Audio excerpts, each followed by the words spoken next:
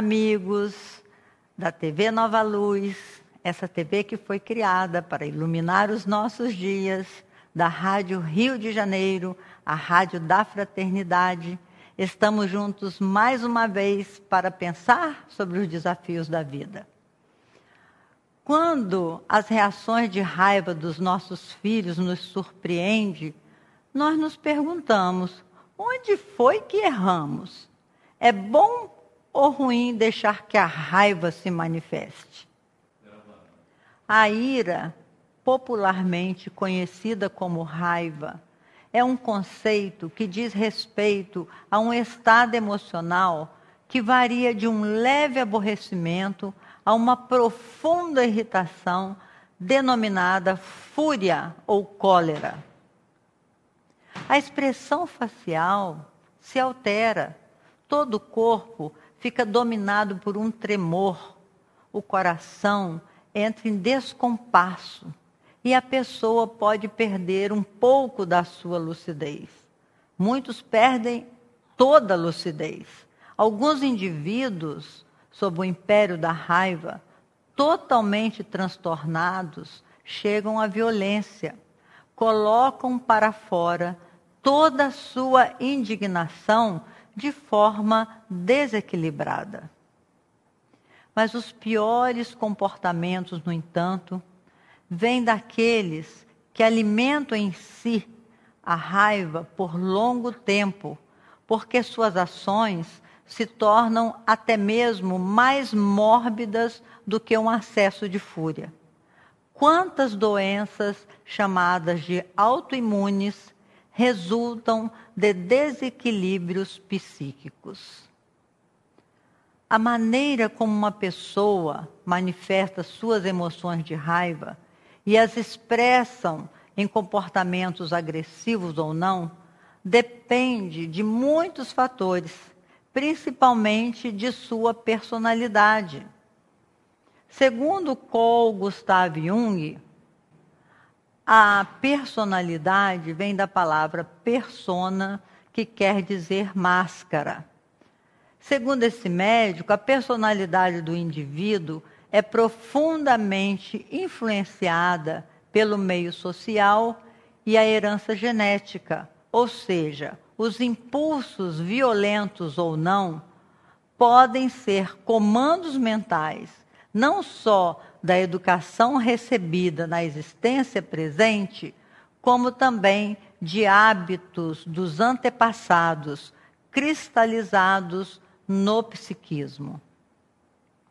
Esclarecendo melhor essa informação, o estudo aprofundado dos arquétipos, nome criado por Jung para definir os registros comuns à nossa espécie, como também a revelação do inconsciente coletivo, onde estão os registros de toda a história humana, demonstram que muitos dos nossos atos impulsivos repetem lições aprendidas, não só no trânsito da vida presente, mas também em vidas anteriores pelos nossos ancestrais e que se encontram armazenadas no psiquismo como herança que precisa ser compreendida e educada. Essas experiências vividas por Jung e outros estudiosos da psique humana é relevante, porque até mesmo a depressão, meus irmãos, segundo a medicina atual, tem antecedentes genéticos. A criança, ao ver o seu brinquedo ser quebrado pelo irmãozinho menor, dá-lhe um soco tão grande que lhe faz sangrar o nariz. A gente vê atitudes violentas como essas entre as crianças. Nesta hora, os pais se perguntam, onde foi que essa criança aprendeu a reagir assim? Onde foi que eu errei na educação desse menino? Para nós, reencarnacionistas, se torna muito fácil entender essas reações que afloram da mente humana. Qualquer dos atos que foram considerados dos antepassados podem ter sido da própria individualidade em outras eras. A vida tem noção de continuidade. E cabe aos pais observar esses impulsos e corrigi-los desde a sua primeira manifestação. Com essa nova compreensão, podemos entender que a intensidade do sentimento da raiva acontece não só em função da injustiça percebida, mas também por lembranças armazenadas em vidas pregressas. Quantas vezes, examinando o acesso de fúria em nós mesmos ou em outrem, perguntamos: mas por que um ato tão simples assim, de distração, poderia provocar tanta raiva? Dessa forma, é também possível analisar as reações desencabidas de violência.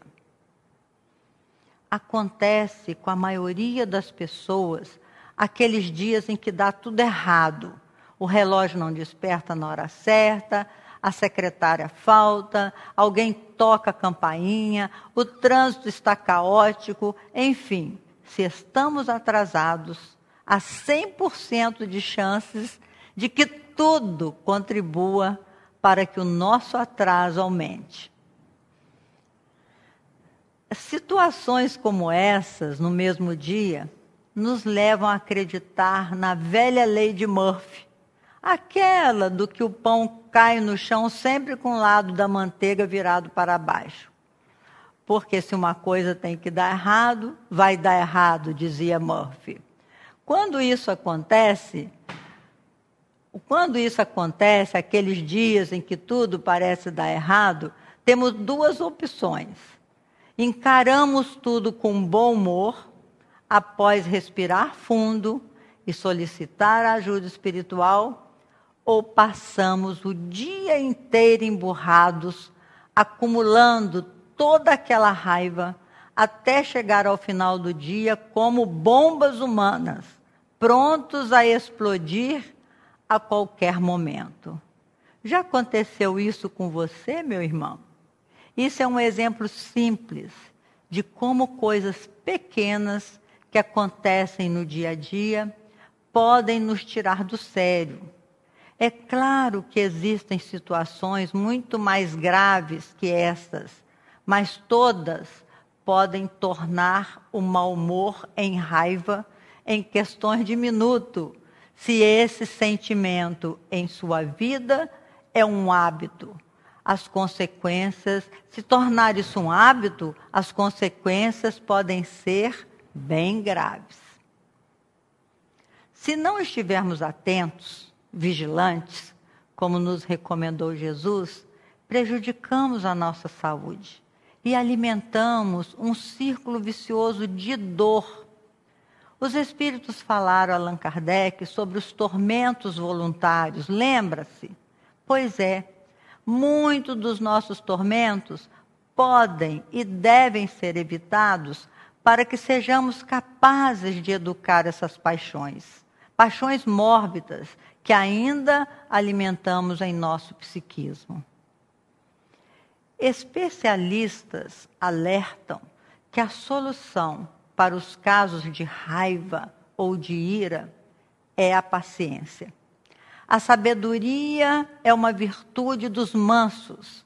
Vemos exemplos disso na história, de como líderes reagiram a situações de extrema violência e, com gestos de paz e de bondade, venceram essas situações. O pacifista indiano Mahatma Gandhi libertou a Índia dos ingleses, pregando a não violência como forma de luta. O monge tibetano Dalai Lama também agiu de forma pacífica depois que o Tibete foi invadido pela China e milhares de budistas haviam sido mortos. Ele nunca pregou o ódio aos invasores. E o nosso querido Chico Xavier sempre aceitou com carinho e compreensão as críticas ofensivas, os seus maltratos também. Só os atos de ternura e afeto são capazes de atenuar esse aprendizado equivocado do revide. A lei de Moisés, do olho por olho e dente por dente, foi revogada por Jesus há mais de 2000 anos.